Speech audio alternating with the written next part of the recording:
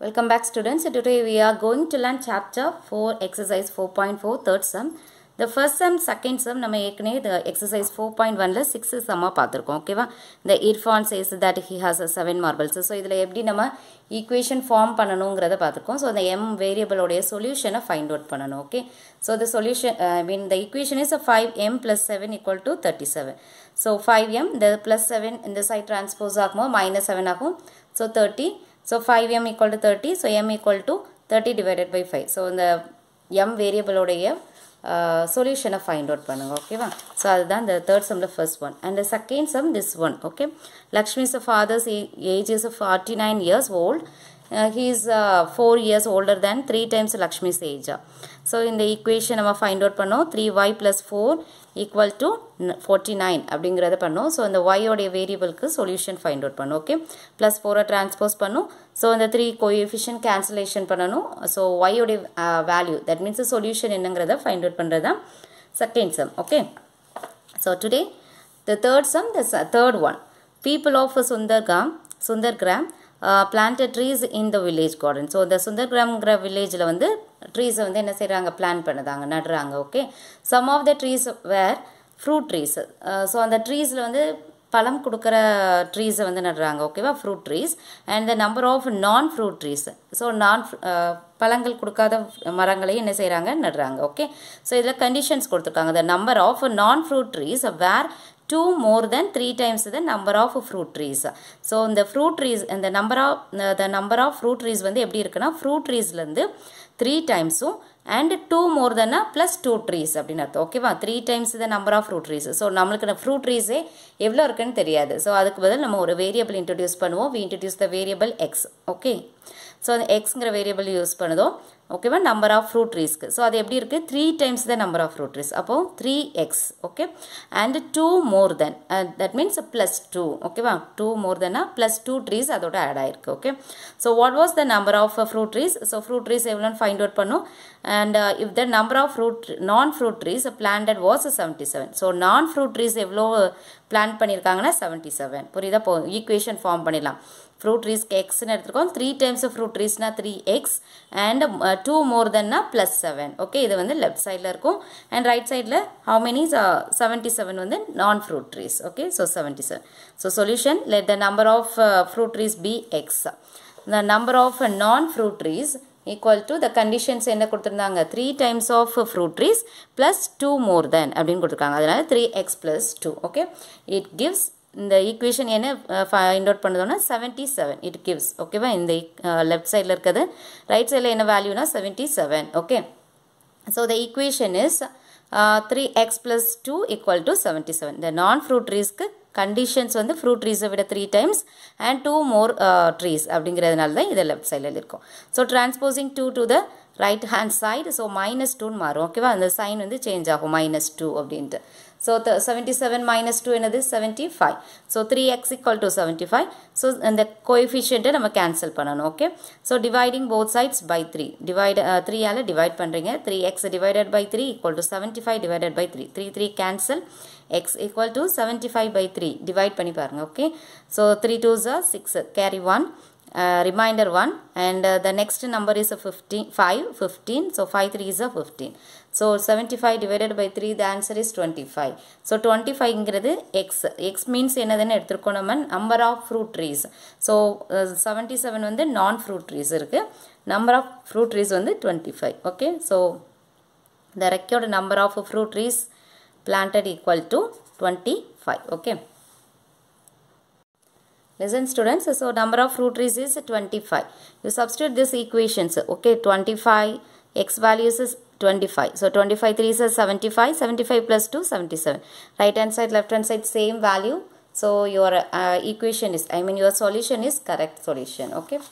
And the fourth sum, solve the following riddle. Riddle means புதிர்னு சொல்லுவோம்ல அது. So இங்க வந்து ஒரு ஸ்டேட்மென்ட் கொடுத்திருக்காங்க. I am a number. So அந்த நம்பரை நம்ம xங்கற வேரியபிள் சூஸ் பண்ணிக்கலாம். Tell my identity.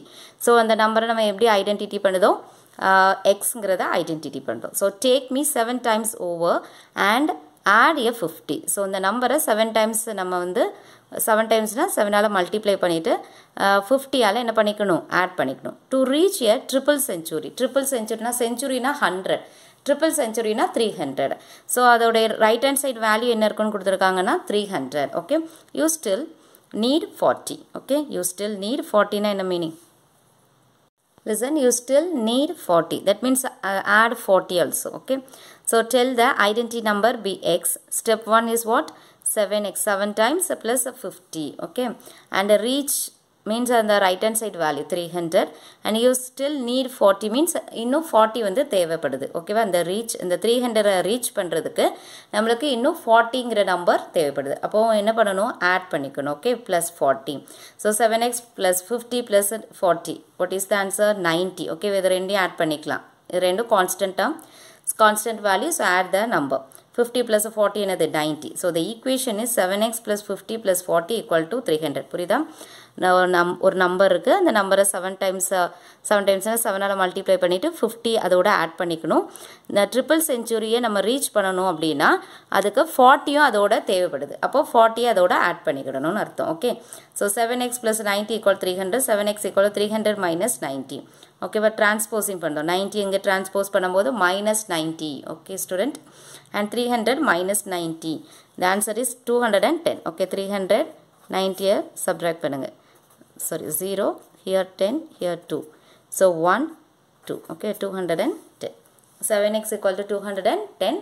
And divide, நம்ம இந்த கோஎஃபிஷியண்ட்டை கேன்சல் பண்ண என்ன பண்ணணும், இங்கே மல்டிப்ளைல இருக்குது 7xங்கிறது. ஸோ டிவைட் பண்ணாதான் கோஎஃபிஷியன்ட் கேன்சல் ஆகும். Dividing both sides by 7. 7ஆல் டிவைட் பண்ணுதோம். 7x by 7 equal to 210 divided by 7. 7 7 cancel. இந்த left side the x variable மட்டும் தான் இருக்கும். ஓகே, 210 7ஆல் டிவைட் பண்ணுங்க. 3 7s are 21, 0. So the quotient is 30. So x equal to 30. The identity number is 30. Okay, நீங்கள் வந்து இதில் செக் பண்ணி பார்த்துக்கலாம். This is your equation. X value என்னது 30. 30 into 7 என்னது 210. 210 plus 90, 300. So you will be reach 300. So this is over for fourth lesson, fourth chapter. Fourth chapter இதோட complete ஆகுது. Okay, the next chapter is chapter 5 is lines and angles. Take a new page. Okay, new page எடுத்துட்டு இந்த chapter 5 வந்து write down பண்ணிருக்கோங்க. Okay, write it down the chapter 5 in a new page. Lines and angles. Chapter 5 ஓட name என்னது? Lines and angles. We know well. லைன்ஸ்னால் என்ன, ஆங்கிள்ஸ்லாம் என்ன அப்படிங்கிறத நீங்கள் previous கிளாஸஸ்லேயே நல்லா பார்த்துருப்பீங்க. ஒரு ரீகால் பண்ணிக்கலாம். Okay, line segment. So line செக்மெண்ட்னா என்ன இருக்கும், 2 ஃபிக்ஸ்டு பாயிண்ட் இருக்கும். ஓகேவா, 2 எண்ட் பாயிண்ட் இருக்கும். இதோடைய மெஷர்மெண்ட்டை நம்மளால் ஃபைண்ட் அவுட் பண்ண முடியும். 5 சென்டிமீட்டருக்கு ஒரு லைன் ட்ரா பண்ணுங்கன்னா ஸோ அதோடைய லைன் எப்படி தான் இருக்கும், அதோடைய மெஷர்மெண்ட் 5 சென்டிமீட்டர் இருக்கும். Okay student, so a line segment has 2 end points. It is denoted by PQ. ஸோ இதுக்கு ஒரு நேம் கொடுத்துருக்கோம், கேபிட்டலில் கொடுக்கணும் PQன்ட்டு. அதை எப்படி டினோட் பண்ணோன்னா மேலே ஒரு லைன் மாதிரி போடுவாங்க. ஸோ லைன் செக்மெண்ட்டுக்கு வித்தவுட் ஆரோ இருக்காது. ஓகேவா, லைன் செக்மெண்ட்டுக்கு without arrow. So a line segment has 2 end points. 2 fixed point இருக்கும். இதோடைய லென்த்தையும் என்ன பண்ண முடியும், நம்மளால் மெஷர் பண்ண முடியும். இந்த scale use your ruler. So ரூலரை யூஸ் பண்ணிவிட்டு என்ன பண்ணிக்கலாம், இந்த லென்த்தை வந்து ஃபைண்ட் அவுட் பண்ணிக்கலாம். பட் லைனை வந்து ஃபைண்ட் அவுட் பண்ண முடியாது. ஓகேவா, a line segment extended endlessly in both the directions called a line. So இந்த லைன் செக்மெண்ட்டை 2 டைரக்ஷன்லையும் நம்ம எக்ஸ்டெண்ட் பண்ணிகிட்டே, இந்த சைடு எக்ஸ்டெண்ட் பண்ணிகிட்டே போகலாம், திஸ் ஆல்சோ லெஃப்ட் சைட்லையும் நம்ம எக்ஸ்டெண்ட் பண்ணிகிட்டே போகலாம். ஸோ போத் டைரக்ஷன்லையும் நம்ம வந்து எக்ஸ்டெண்ட் பண்ணிகிட்டே போகலாம். That is the line. Okay, it has no end point. இதுக்கு எண்ட் பாயிண்ட் இருக்குமானா நோ. லைன் செக்மெண்ட்டுக்கு எண்ட் பாயிண்ட் இருக்கும். ஓகேவா, இதுதான் இது ஃபிக்ஸடு 2 எண்ட் பாயிண்ட்ஸ் இருக்கும். இங்கே எண்ட் பாயிண்ட் கிடையாது. இட் இஸ் டினோட்டட் பை, நம்ம இங்கே ஆரோ யூஸ் பண்ணுவோம் லைன் செக்மெண்ட். தட் மீன்ஸ் இந்த ஆரோங்கிறது என்னென்னா எக்ஸ்டெண்ட் ஆகிட்டே இருக்கும் அப்படின்னு அர்த்தம். ஸோ ஏபி போட்டுட்டு இதுதான் லைனோடைய சிம்பிள். ஓகேவா, இங்கே வந்து நேம் ஏபின்னு இருக்குன்னா ஏபி போட்டு இந்த சிம்பிள் போடுங்க. அண்ட் ரே வந்து a line segment extended endlessly in one direction only is called a ray. So ஒரு ஃபிக்ஸட் பாயிண்ட் இருக்கும், ஒரு சைடில் மட்டும் எக்ஸ்டெண்ட் பண்ணிகிட்டே போகலாம். So this one is the ray. Okay, and it is denoted by, இங்கே நேம் என்ன இருக்குது, ஓபின்னு இருக்குது. ஸோ இது இந்த பெரிய லைனை தான் இங்கே நம்ம சிம்பிளுக்கு யூஸ் பண்ணுறோம். Okay student, and the angle.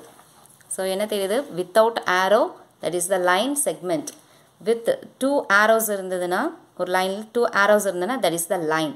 only one arrow இருந்தது ஒரு fixed point இருந்துச்சுன்னா that is the ray. Okay, and the angle என்னங்கிறத பார்ப்போம். An angle is formed when lines or line segments meet. The corner are formed, that means vertex. When two lines or line segment intersect at a point, it is denoted by angle. So angle என்னது lines line segment ray கூட okay தான். Two rays இல்லாட்டி two lines or line segment வந்து அந்த ஒரு பாயிண்ட்ல வந்து meet ஆகும். ஓகேவா, ஒரு பாயிண்ட்ல வந்து மீட் ஆகும். That means the corner. அந்த கார்னருக்கு பேர் என்னதுன்னா வெர்டெக்ஸ். ஸோ இதுதான் என்னது வெர்டெக்ஸ். டூ லைன் இங்கே வந்து ரேஸ் கொடுத்துருக்கோம். டூ ரேஸ் வந்து இங்கே வந்து மீட் ஆகுது. That is the vertex. இங்கே ஃபார்ம் ஆகிற பிளேஸ் தான் என்னது ஆங்கிள். ஓகே, அது ஆங்கிளுக்கு என்ன டினோட் பண்ணால் this is the angle symbol. ஓகேவா, இது வந்து என்னது angle symbol. So how to write this?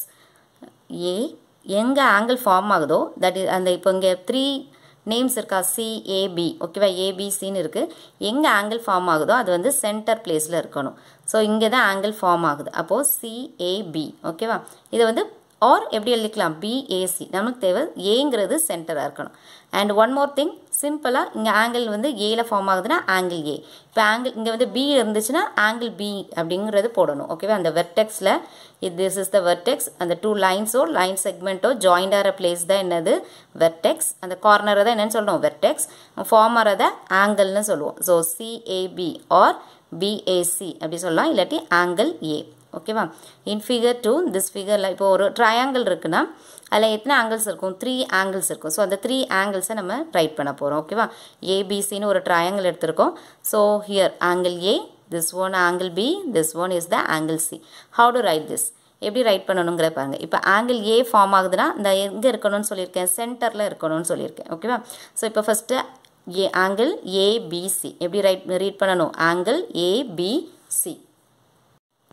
listen, angle B வேணா angle ABC போடலாம், இல்லாட்டி angle CBA கூட போட்டுக்கலாம். ஓகேவா, angle ABC. அப்போ Bங்கிறதா angle and Cங்கிற angle வேணா என்ன செய்யணும், ACB போடலாம், இல்லாட்டி BCA. ஓகே, ஸோ சென்டரில் இருக்கிறதா angle. So C is the angle. Okay, and Aங்கிற angle வேணா BAC or CAB எதனால ரைட் பண்ணிக்கலாம். சென்டரில் ஏ வரணும். ஓகேவா, ஆங்கிள் சிஏபி. ஸோ சிம்பிளாக நம்ம எப்படி எழுதிக்கலாம், angle B, angle C, angle A. And third figure intersecting அப்படின்னா என்னன்னு பார்ப்போம். சரியா, ஸோ டூ லைன்ஸ் வந்து ஒரு பாயிண்டில் வந்து கட் ஆகும். இந்த லைன்ஸ் PQ and RS, இந்த டூ லைன்ஸ் வந்து எங்கே இன்டர்செக்ட் ஆகுதுன்னா ஓங்கிற பாயிண்ட்ல இன்டர்செக்ட் ஆகுது. அந்த டூ லைன்ஸும் ஒரு பாயிண்ட்ல வந்து மீட் ஆகும். அதுதான் என்ன சொல்லுவாங்க, intersecting. Okay, at O2 form 4 angles. இப்படி இன்டர்செக்டிங் ஆகும்போது ஒரு ட்ரையாங்கிளில் 3 ஆங்கிள்ஸ் ஃபார்ம் ஆகுது. ஒரு ஆங்கிள்னா ஒரு ஆங்கிள் ஃபார்ம் ஆகும். அப்படி தானே, இந்த மாதிரி இருந்தாலும் டூ ரேஸ் வந்து ஜாயிண்டாக இருந்தால் ஒரு ஆங்கிள் ஃபார்ம் ஆகும். ஒரு ட்ரையாங்கிளுக்கு 3 ஆங்கிள்ஸ் இருக்கும். ஸோ இதை மாதிரி டூ லைன்ஸ் வந்து ஒரு பாயிண்ட்ல மீட் ஆகுது. That is the intersecting point. Okay, that the point is the name of the point is intersecting point. So இது வந்து லைன்ஸை வந்து என்னென்னு சொல்லலாம், இன்டர்செக்டிங் லைன்ஸ் அப்படிங்கிறத நம்ம ப்ரீவியஸ் கிளாஸ்லாம் பார்த்துருப்போம். ஸோ இந்த இன்டர்செக்டிங் லைன்ஸில் எத்தனை ஆங்கிள்ஸ் ஃபார்ம் ஆகுனா 4 angles. Here this one and this one. இந்த ஓங்கிறது என்னது, இன்டர்செக்டிங் பாயிண்ட் அப்படின்னு சொல்லுவோம். ஸோ 4 ஆங்கிள்ஸ் என்னெல்லான்னு பார்ப்போம். ஆங்கிள் எப்படி ரைட் பண்ணும், angle POS. Okay, angle POS, this is the first angle, and SOQ is the second angle, and the angle QOR, it is the third angle, and the last one ROP, the fourth angle. Okay, 4 angles or intersecting lines la form agum. Triangle la 3 angles form agum. Okay student, and the next one, types of angles. Types of ஆங்கிள்ஸ்னால் தெரியும் உங்களுக்கு. Acute angle, obtuse angle, right angle, straight angle, zero angle கூட இருக்குது. ஓகேவா, இப்போ நம்ம இங்கே 4 இதை மட்டும் பார்ப்போம். Acute, obtuse, right angle and straight angle. So acute ஆங்கிள்னா என்னது, ஆங்கிள்ங்கிறது எப்படி இருக்கும், திஸ் ஒன். ஓகேவா, ஆங்கிள்ங்கிறது எப்படி இருக்கும், இது வந்து 90 டிகிரிக்கு, இதுதான் 90 டிகிரி கரெக்டாக எக்ஸாக்டாக ஒரு எல் ஷேப்பில் வரும். உங்களுடைய ப்ரொடக்டர் வச்சு பார்த்துருப்பீங்களா 90 டிகிரிங்கிறது. ஸோ அதில் this one is the 90 degree. So 90 டிகிரிக்கு லெஸ் தெனாக இருந்ததுன்னா இது 0 டிகிரி. ஸோ 0லேருந்து 90க்குள்ளே உள்ள டிகிரிஸ் எல்லாமே என்னதுன்னா அக்யூட் ஆங்கிள். நான் எக்ஸாக்டாக 90 டிகிரி இருந்தால் that is the right angle. ஓகேவா, அண்ட் 90 டிகிரிக்கு மோர் தெனாக போனால் அப்டியூஸ் ஆங்கிள். ஸ்ட்ரைட் ஆங்கிள்ங்கிறது இந்த லைன் வந்து இப்படி ஸ்ட்ரைட்டாக வந்திருக்கும். ஓகேவா, ஸ்ட்ரைட்டாக இருந்தால் straight angle. So listen, acute angle. An angle which measures less than 90 degree but more than 0 degree is called an acute angle. So 0 degree விட அதிகமா இருக்கணும், 90 degree விட less than இருக்கிற angles எல்லாம் என்னது acute angle. That means 0 விட அதிகம்னா 1 டிகிரிலேருந்து less than 90 டிகிரினா 89 degree வரும். So 1 டிகிரிலேருந்து 89 degree வரைக்கும் இருக்கிற ஆங்கிள்ஸ் எல்லாம் என்ன சொல்லணும்? Acute angle. ஓகே, என்ன angle? Acute angle. And the obtuse angle, an angle which measures greater than 90 degree but less than 180 degree. So 90 டிகிரியை விட அதிகமாக இருக்கணும், 180 டிகிரியை விட லெஸ் தென்னாக இருந்தால் that the angle is the obtuse angle. ஓகேவா? அண்ட் த ரைட் ஆங்கிள் எக்ஸாக்டாக 90 degree இருந்ததுன்னா that is the angle is the right angle. A right angle measures 90 degree. Straight ஆங்கிளுக்கு என்னதுன்னா a straight angle measures 180 degree. Zero ஆங்கிள்ங்கிறது ரெண்டுமே அந்த 2 race இருக்கா, இப்போ வந்து 90 டிகிரினா இப்போ சென்டரில் இங்கே ஓ இருக்குன்னா இங்கே ஒரு ரேஸ் இருக்கும், இங்கே ஒரு ரேஸ் இருக்கும். ஸோ 2 ரேஸ் வந்து ஸ்ட்ரைட்டாக அப்படி ஃபார்ம் ஆகுது. That is the straight angle. அதுதான் என்னது? 180 டிகிரி. ஜீரோ ஆங்கிள் அப்படிங்கிறத ஒன்றும் தெரிஞ்சு வச்சுக்கோங்க. அந்த 2 ரேஸும் ஒரே பிளேஸில் வந்து இதாகும். ஃபார் எக்ஸாம்பிள் நீங்கள் 12 o'clock அப்படிங்கிறத பார்த்துருப்பீங்க நம்மளுடைய வால் கிளாக்லலாம். ஸோ அது வந்து என்னது? ஜீரோ ஆங்கிளுக்கு ஒரு எக்ஸாம்பிள். ஓகே, எக்ஸாம்பிள்ஸ் இதில் நம்ம எக்ஸாம்பிள் பார்ப்போம். 30 டிகிரி. 30 டிகிரினா more than 0 டிகிரியாக இருக்குது, less than 90 டிகிரியாக இருக்குது. that is the acute angle. exact 90 degree இருந்தால் it is the right angle. and greater than 90 degree less than 180 டிகிரியாக இருக்குது. அப்படி தானே? இந்த ரெண்டு நம்பருக்கு இடையில தானே 120 இருக்குது. So 120 degree is the obtuse angle. So straight ஆங்கிள்ங்கிறது எக்ஸாக்டாக 180 டிகிரி இருக்கும். it is the straight angle. okay. Dear students, today's homework page number 91, exercise 4.4, third sum, first one and second one. Do your homework properly. Thank you.